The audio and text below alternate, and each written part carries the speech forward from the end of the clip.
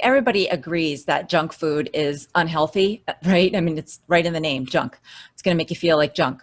Why? Why is junk food unhealthy? The big picture is something that no one's talking about, and it is the hateful eight seed oil. So that's what I call them. That's the defining feature of junk food, because as much as sugar isn't something we need to eat, canola, corn, cottonseed, soy, sunflower, safflower, grapeseed, and rice bran.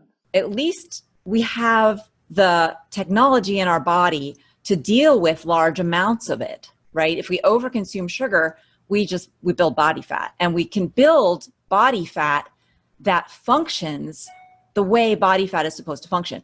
When we have these seed oils in our diet, this is what I talk about in the Fat Burn Fix. Our body fat is damaged because that's where the seed oils go. They are stored there. And over years and decades of eating them, the concentration builds up to abnormal levels. So we're talking here about polyunsaturated fatty acids. Those are the supposedly healthy kind that Harvard and everybody recommends because saturated fat is bad. These seed oils are super pro-inflammatory because they're so high in polyunsaturated fatty acids, which are unstable, and their chemical instability produces chemical chaos that results in inflammation in our body. And when we have a concentration of these polyunsaturated fatty acids, which you can abbreviate, you can make it less of a mouthful by calling it a PUFA. When we have more than like 10, 20% PUFA in our body fat no longer functions. Your body fat is there to give you energy. It's supposed to energize you. It does a lot of things, and it communicates actually with your brain to tell you, hey, we're good. We got so much energy. The sun just came up, so go enjoy your day. That body fat failure that occurs when we consume seed oils is the underlying cause of the vast majority of chronic diseases. So omega-6 refers to the chemical composition of these things. Like it has its first double bond, 6 carbons in from the end. And omega-3s have their first double bond, 3 carbons in from the end. Yeah. So the omega-6s are supposedly the more pro-inflammatory, and the omega-3s are supposedly the more anti-inflammatory. And I say supposedly because it's not 100% like that. But the truth is that they do have opposing actions. And so in any kind of stress or alteration that the body undergoes to get back to homeostasis, we have forces from both directions, right? So if we eat a candy bar or an apple or something, our blood sugar goes up and we have insulin pushing it back down, but we have what they call the counter-regulatory hormones pushing it back up, because insulin by itself might push it down too far. And then so you have to have the counter-regulatory hormones. And so you need the anti-inflammatory and the pro-inflammatory also to occur, so that, like, for example, if you prick your finger or something like that, you don't bleed forever and ever. So you need the pro-inflammatory there so that you stop bleeding, because it's a pro-inflammatory forms the clot. But you also need the anti-inflammatory so that that little clot doesn't spread throughout your body. So the omega-6 to omega-3 ratio is talked about very, very often. It's very important because we've been eating a lot of soy and corn that have just so much more omega-6 and very little omega-3. And when we're eating animal fats for our source of omega-3, like fish and seal and other animals that were naturally grazed, or like these days, like game animals, many of them have more omega-3 than omega-6. So we're way out of balance on that. But one of the crazy things about this is that it's not just that these things are bad because of the omega-6 to 3 ratio and the pro-inflammatory and anti-inflammatory, because that inflammation doesn't occur it's like not for nothing, like they say in The Sopranos.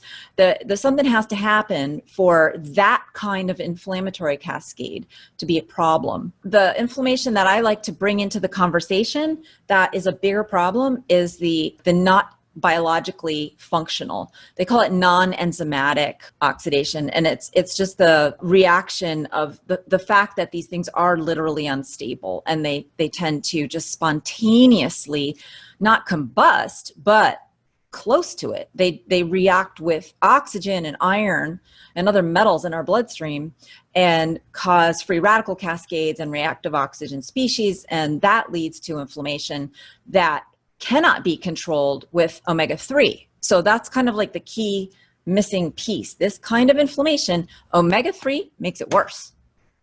So you can't control this kind of problem by supplementing with fish oil or any kind of omega-3, right? So that's a whole other category of biochemical disaster that just not enough folks are talking about. And I just feel it's so important for everyone to understand this.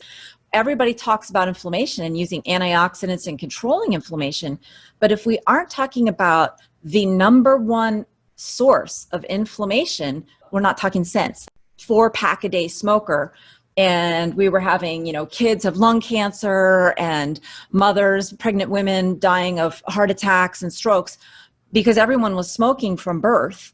And we're scratching our heads and saying, well, gee, what is it? Maybe it's too many apples, or maybe we need more vitamin D. It's like, no, it's the cigarettes, folks. That is the most pro-inflammatory thing in that particular imaginary scenario. But in this real scenario, we have been participating in a decades-long experiment without knowing it. It's an uncontrolled experiment.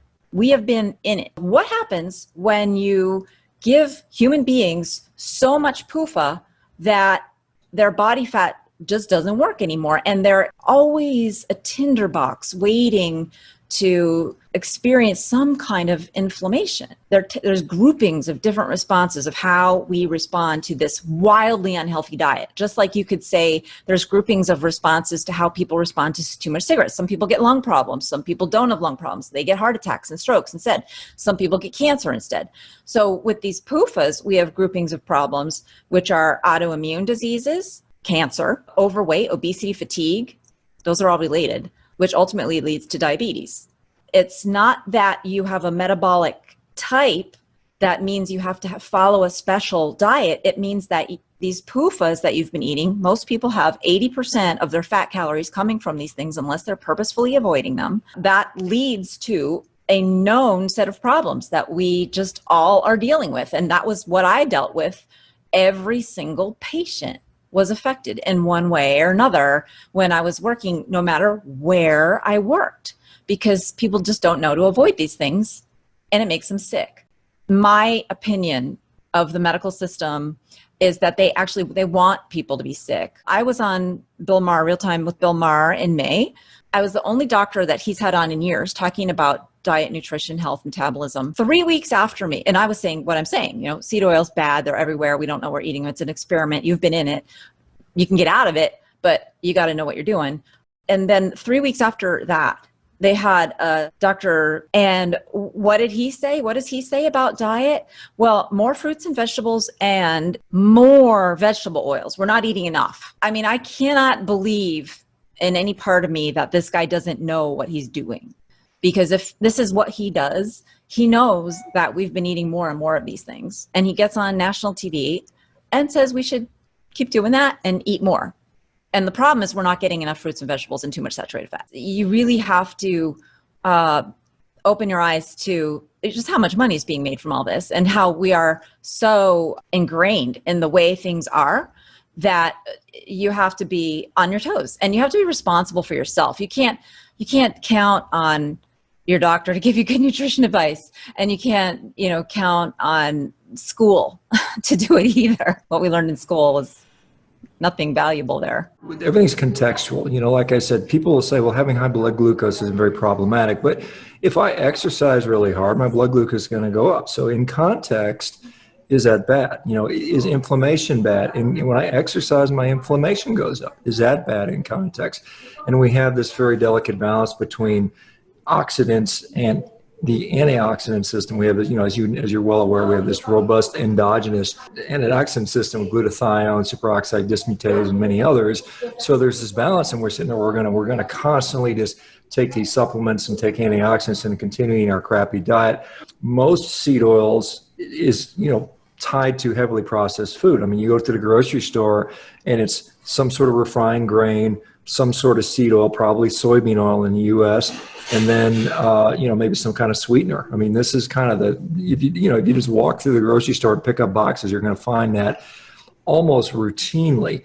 But then there's people that maybe they get their seed oil and they're health conscious and they're eating their healthy salads, and they're dumping some sort of low fat or even regular dressing on there, and the dressing is, again, almost always soybean oil, canola oil, as you know. I mean, it's just garbage. And so do we see, like, the people eating the donuts and the potato chips are going to be doing worse because they're combining not only the seed oils, but now they have the processed garbage devoid of any nutrition food, versus the ones that may not be doing quite as bad by eating the salad with the seed oil on that. Soybean oil is actually past beef as a source of calories.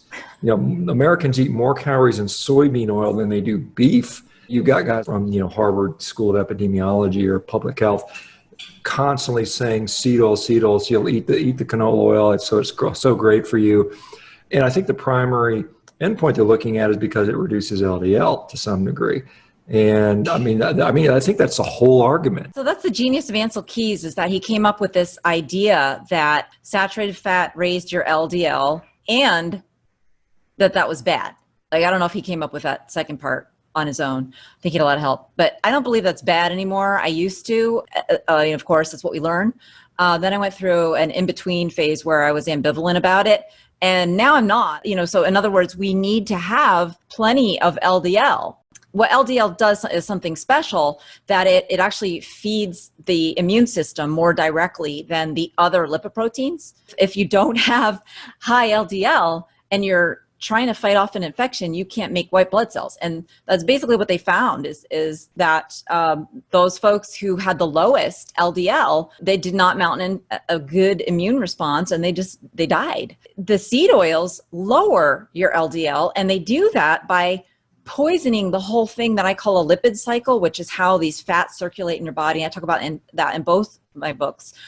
If you think about it for a second, why would LDL be bad and HDL be good? I mean, why would nature do it that way?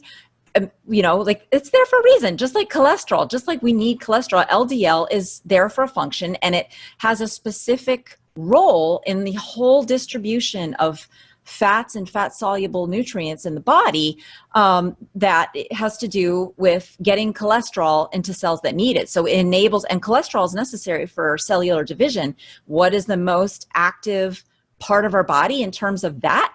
Well, for people undergoing an infection, it's the bone marrow and your white blood cells and your lymph nodes. You need to be able to rapidly, they make millions, your bone marrow makes millions of white blood cells per second. And cholesterol is like one of the limiting factors that the cell uses to decide, am I ready to divide, as it goes through its phases of cell division.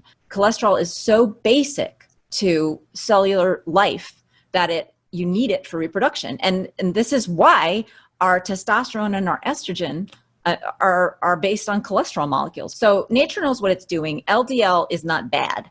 It's what's in your lipoprotein particles that makes the difference between whether or not your high triglycerides and your high cholesterol might cause a stroke or not. And by the way, I said high triglycerides, but really you probably won't have high triglycerides unless you've got insulin resistance and a lot of, that which comes from the seed oils. To me, I see a lot of people, when they become fat adapted and when they're producing more ketones, that their LDL and total cholesterol will go up. And that's just because they're burning more body fat. And the way the lipid cycle works is when you're burning more body fat, it makes your LDL go up. It's just a consequence of that metabolic change. It's a totally good thing. What's bad is a high triglyceride to HDL ratio, and that's a whole other conversation, but it totally reverses when you get the seed oils out. You don't even have to have people so much cut back on their fructose and a lot of things that people talk about with causing insulin resistance. But of course, the two combine together and damage your liver, but the seed oils are the worst. And there's so many animal studies that just show that without even a high carb diet, you can give animals, you can create insulin resistance, prediabetes, diabetes, the whole thing, just by altering the fatty acid composition that the animal is eating. Did a much better job making healthy people 100 years ago than we do now. And how did we know what to feed people?